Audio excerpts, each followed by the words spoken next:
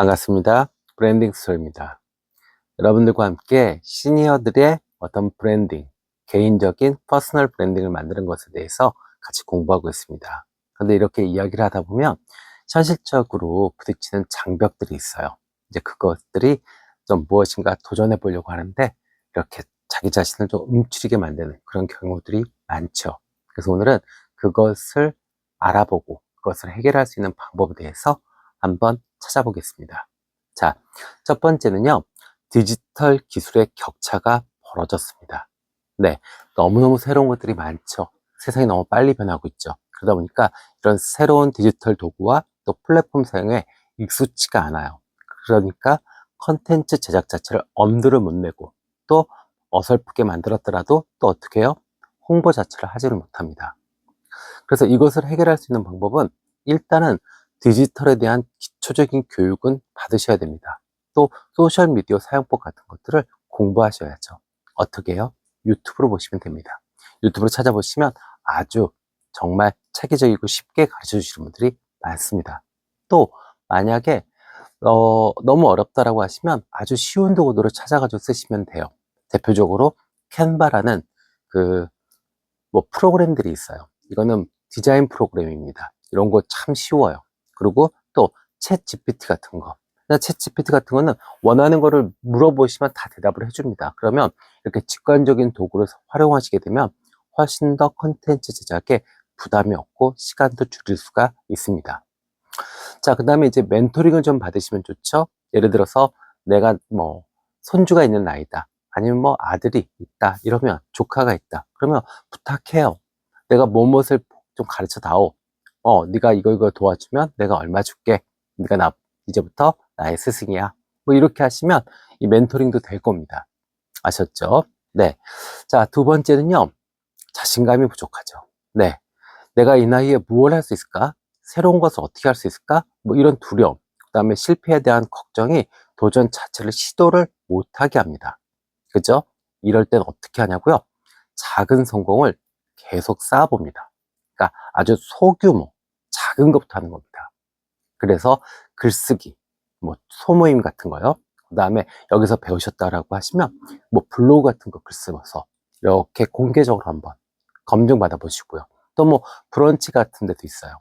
이런 데 가서 또 글 써보시고요. 이렇게 나의 경험, 성공 경험이 차곡차곡 쌓아지면 분명히 용기가 생기실 겁니다. 자, 그 다음에 또 있죠. 내가 자신감이 부족하다면 나와 비슷한 배경을 가진 비슷한 나이의 사람이 성공한 경우가 있는지 한번 찾아보십니다. 그래서 그 대상을 롤 모델로 멘토링 삼아서 따라 하시면 좋죠. 또 내가 자신감이 부족하다면 동료 집단을 형성하셔도 좋습니다. 동료 집단은 서로 지지해주고 격려할 수 있으니까 이런 커뮤니티에 참여하시면 좋죠. 그래서 저희도 조만간 이런 커뮤니티를 좀 하나 만들려고 계획 중입니다. 그래서 서로 모여가지고 이렇게 응원해주고 서로 책 나오면 또 떡도 돌리고 축하도 해주고 잔치도 벌리고 이런 식으로 해드리려고 합니다. 네. 자, 세 번째입니다. 시간과 체력이 부족하죠. 은퇴 이후에도요, 손자를 돌볼 경우도 있어요. 또 배우자가 아픈 경우엔 배우자를 돌볼 수도 있죠. 또 내 자신이 건강 문제가 있을 수 있고요. 또 집안에 아무리 나이가 먹더라도요, 가사는 해야 됩니다. 그죠? 먹은 거 치워야 되고, 조금만 지나면 돌아서면 청소할 거 있고, 쓰레기 갖다 버려야 되고, 할 일 많습니다. 그러다 보니까 시간도 체력도 부족할 수밖에 없죠. 이럴 때는요, 효율적인 시간 관리법을 만드셔야 됩니다. 그래서 짧은 시간에도 내가 컨텐츠를 제작할 수 있는 그런 노하우들을 습득하셔야 돼요. 저도 실제로 이 영상 찍는 데는요, 얼마 안 걸립니다. 저도 막 여러 가지 할 일들이 있거든요. 그래서 가급적이면 조금 완성도는 떨어지더라도 시간을 좀 적게 들이자라는 그렇게 영상을 찍자 이렇게 판단을 했습니다. 그래서 여러분들도 충분히 하실 수 있습니다. 자, 그 다음에 팀원을 모으면 좋죠. 그래서 컨텐츠 제작과 홍보를 도와줄 그런 협력자, 이런 친구들이 있으면 좋죠. 이런 경우는 알바라든지 프리랜서라든지 이렇게 내가 필요할 때 적은 비용을 주고 쓸 수도 있습니다. 그러니까 일단 내가 도전을 해서 원 컨텐츠를 만들어 놔야죠. 그 다음에는 홍보라든지 리서칭은 충분히 도와줄 사람들이 있습니다. 자, 그 다음에 자기를 돌봐야 됩니다. 시니어의 퍼스널 브랜딩에서 가장 중요한 건 내가 무너지지 말아야 돼요. 그러니까 나의 건강과 체력을 유지하기 위해서 항상 운동할 수 있는, 그리고 휴식할 수 있는 시간을 꼭 빼놓으셔야 합니다. 아셨죠? 네. 자, 네 번째는요, 저한테 오셔서도 이 얘기 많이 하십니다. 금전적으로 제약이 있다. 네. 아무래도, 한참 돈을 많이 버실 때랑 다르게 안정된 수입원이 좀 적거나 아니면 또 없을 수도 있기 때문에 이 돈이 조금 부담이 되는 경우가 있어요. 그래서 이것을 어떻게 해결하는지 보자고요. 자, 초기 브랜드 구축에는요, 분명히 필요한 장비라든지 교육비라든지 홍보비라든지 이런 것들이 부담이 됩니다.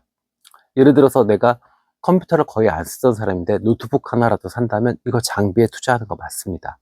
그죠? 그리고 글쓰기 강좌, 뭐 무료라고 하더라도 오가면서 교통비에, 그 다음에 식비에, 또 사람들과 커피 한 잔 마시고 이러면 다 돈이에요. 맞죠? 그래서 이것을 어떻게 해결하느냐. 자, 일단 처음에는요, 저예산으로 만들 수 있는 그런 방법을 찾으셔야 돼요. 그래서 스마트폰이라든지 아니면 뭐 무료 소프트웨어 이런 것으로 활용해가지고 이것을 활용해서 컨텐츠를 제작하실 수 있는 방법을 찾으시면 됩니다. 실제로 무료로 활용할 수 있는 좋은 소프트웨어가 너무너무 많습니다. 그리고 지금 쓰시고 있는 그 핸드폰이요, 웬만한 카메라보다 훨씬 더 성능이 좋습니다. 자, 그 다음에 예를 들어서 내가 조금 자신감이 붙었다. 그럼 어떻게 해요? 펀딩을 또 알아볼 수 있습니다. 정부 자금이라든지 아니면 뭐 이 크라우드 펀딩이라든지 이렇게 다양한 방식으로 내가 필요한 자금을 충분히 얻어낼 수 있습니다. 그러니까 처음에 내가 돈이 좀 없는데 어떡하지? 이렇게 좀 움츠릴 필요가 없습니다. 또 공동 프로젝트에 참여할 수도 있죠. 그죠? 그렇게 되면 어떻게 돼요? 책 한 권을 만드는데 네 사람이서 나눠서 책을 함께 만든다. 이렇게 되면 비용이 확실히 줄죠. 그죠? 그리고 또 각자 홍보를 하니까 분명히 나 혼자 홍보할 때보다 훨씬 더 효과가 있을 수도 있을 거예요. 그래서 처음에 욕심 안 부리고 이렇게 공동 프로젝트에 참여하시는 것도 좋은 방법이 됩니다. 유튜브 채널도요, 여러분들이 같이 하셔도 좋아요. 네, 뭐 일주일에 한 번씩 돌아가면서 찍는 거죠. 그래서 그것을 공동으로 운영하고 수익을 공동으로 나눈다.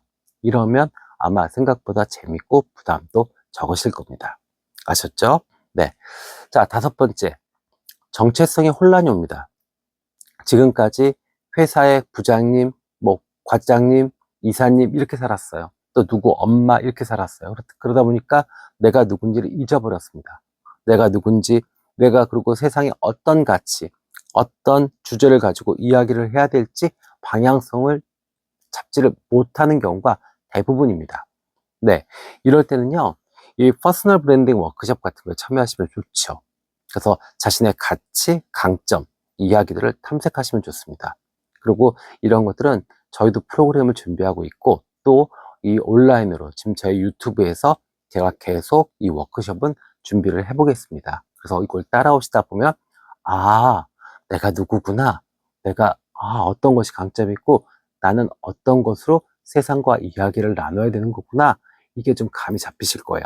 그래야지 이제 퍼스널 브랜딩을 할 수 있는 첫발이 내딛게 되는 겁니다. 아셨죠? 자, 그 다음에 전문 코칭을 받으셔도 좋습니다. 1대1 상담을 통해서 자신의 정체성, 이것을 명확히 준비하고 설정하시면 좋죠. 또, 다양한 실험을 그냥 해보는 겁니다. 다양한 시도. 그냥 막 해보는 거예요. 하다 보면 또 어때요? 나한테 맞는 게 있을 수도 있죠. 그래서 도전을 두려워하시면 안 됩니다. 노래를 제대로 부르려고 하면 일단 소리부터 내야죠. 그래서 그 소리가 조금 탁하거나 음정이 맞지 않거나 이러면 그때 교정을 하는 거지, 처음부터 조수미처럼, 처음부터 무슨 대단한 성악가처럼 노래를 부르려고 하면 안 됩니다. 네, 물론 나이가 있으니까 나이 먹어가지고 내가 자꾸 이렇게 실수하는 게 좀 창피한데, 아니요. 예, 그 마음을 버리셔야 노후에 정말 멋진 어른이 되는 겁니다. 아셨죠? 네. 자, 사회적 편견입니다. 네, 세상 사람들이 그러죠. 나이 먹어서 뭘 하냐. 나이 먹어서 새롭게 배우고, 뭘 한다고 하면 대부분 다 실패할 거야. 이렇게 이야기들을 합니다. 그죠? 그러면 이제 이런 사회적 편견에 내가 맞서려면 어떻게 되냐. 일단은 멘토링, 또 모델링을 할 수 있는 어떤 대상, 롤 모델을 선정하셔야 돼요. 그래서 시니어, 나랑 비슷한 상황에서 성공한 사례들이 있나, 그리고 실제 그런 인물이 있다면 롤 모델로 삼으셔야죠. 그 다음에 또 자기 자신만의 슬로건을 만드셔야 돼요. 예를 들어서 경험은 나이와 함께 완성된다. 뭐 이런 식으로 나 자신이 이렇게 나이가 먹은 것이 헛된 것이 아니고 정말 가치 있고 의미 있는 것이다. 이렇게 자신한테 응원해 줄 수 있는 슬로건이 필요합니다. 아셨죠? 네. 그 다음에 사회 활동하시면 좋아요. 봉사활동. 이것은 나의 어떤 새로운 가능성을 열어주게 되고 또 의미 부여도 됩니다. 그리고 또 이렇게 여럿이 모여가지고 함께 이렇게 하다 보면 어떻게 돼요? 세상에 우리를 바라볼 때, 시니어들을 바라볼 때 인식이 바뀝니다. 아, 저렇게 활력적이고 저렇게 나이 먹어서도 타인들을 위해서 무엇인가 할 수 있구나. 정말 꼰대들이 아니라 정말 멋진 어른들이구나. 이렇게 되면 분명히 우리한테 기회가 열리죠. 아셨죠? 네. 자, 그 다음에 이제 마지막인데요. 이 마지막이 제일 어려워요. 네. 초기에는 열정을 가지고 있지만 장기적으로 유지하기 어렵습니다. 아무래도 체력도 또 어떤 뭐 새롭게 배우는 것도 힘들고 그러니까 확실히 중간에 탈락하시는 분들이 많아요. 네. 그럼 이걸 어떻게 해야 되느냐? 목표를 세분화하시면 좋아요. 목표를 아주 작은 단계로 잘라서 하나하나 이룰 때마다 자기 자신을 엄청나게 칭찬해 주는 겁니다. 아이고 잘했네. 아이고 잘했네. 예, 우리가 무슨 갑자기 한강 작가가 돼서 노벨 문학상을 받을 건 아니잖아요. 그죠? 뭐 해밍웨이가 될 건 아니잖아요. 그냥 내 책 한 권 나왔다. 너무너무 기쁜 거죠. 작가가 됐는데요. 그죠? 그 다음에 뭐 좀 떨리지만 어디 저기 구청이나 이런 데 가서 아이들 위해서 뭐 강의를 좀 해줬다. 아우, 뭐 우리가 갑자기 뭐 오프라 윈프리가 된 건 아니잖아요. 그냥 한 게 중요한 거죠. 이렇게 작은 거에 계속 자기 자신을 칭찬해 주셔야 돼요. 아셨죠? 네. 자, 그 다음에 지속적인 피드백을 제공받으셔야 됩니다. 꾸준히 성과를 측정하셔야 되고요. 또 그것을 개선할 수 있는 피드백을 줄 수 있는 사람이 필요해요.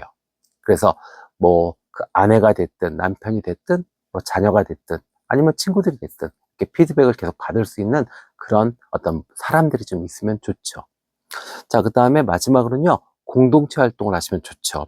동료들과 함께 브랜드를 키우며 또 동기부여를 하고 또 응원하고 이러면 분명히 혼자 가는 길이 외롭지는 않을 겁니다. 네.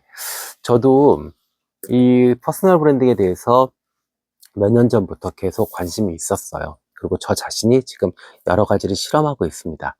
그리고 오늘보다는 내일, 내일보다는 내일 모레가 더 나은 브랜드를 만들어 보자라는 생각으로 하나씩 하나씩 실천하고 있습니다.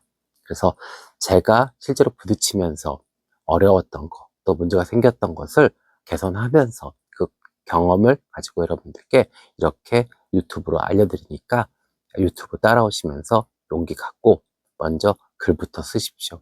글을 쓰는 게 퍼스널 브랜딩의 시작입니다. 아셨죠? 네. 다음 시간에 더 좋은 영상으로 찾아뵙겠습니다. 브랜딩 스토리였습니다. 감사합니다.